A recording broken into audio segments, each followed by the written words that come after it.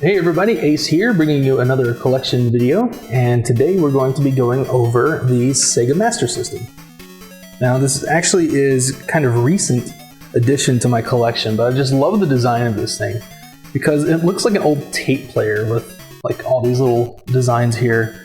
There's a few complaints I have about it. Mainly the pause button is here on the console itself. That I think is a very poor design decision. And the controller is atrocious. Who thought it was a good idea to make a button, an action button, and the start button? Also, this D-pad is terrible. But anyway, on to the star of the show, the games. First I wanted to show, this is actually the first game I bought for it, and I bought it because I think this is one of the coolest things about the Sega Master System is Transbot, which is on one of these little flat, like giant SD cards. And it's a pretty simple game, so I'm sure that's why they could fit it on something as thin as this back in the early 90s, late 80s. But anyway, so it plugs into this slot right there. Also got columns, which I know you guys have seen us play actually twice now on the channel. And most of these games I have actually played on the channel, and like Choplifter, this game was actually a lot of fun, but pretty hard to get the hang of. Montezuma's Revenge, starring Panama Joe, as if they were going to make Panama Joe a character, a household name or something. Published by published by the Parker Brothers. Now this one bothers me because it is not compatible with the Genesis controller.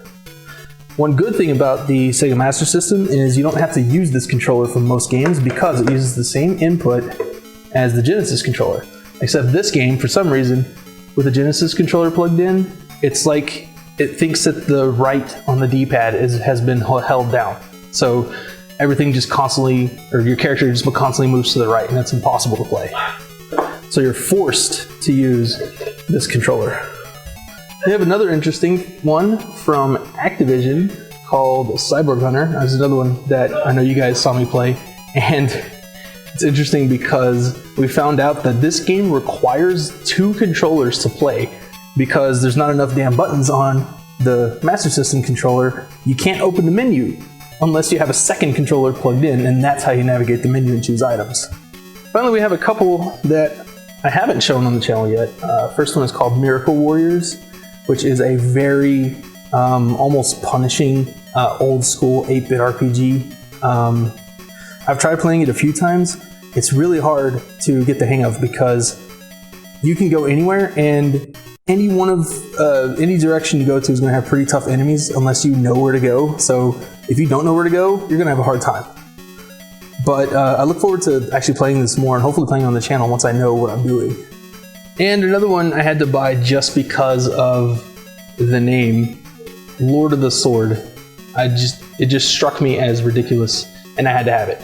It's actually it's an okay kind of action platformer, which I think you get unlimited continues in this game, so it could probably be beat pretty easily as long as you know where you're going. So I actually have a plan on doing a playthrough of this on the channel, and it'll be a little bit extra effort on my part, but hopefully it'll pay off, and I think this may be enjoyable to watch me play.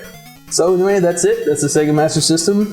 Stay tuned for more collection videos as I move forward in time through my collection.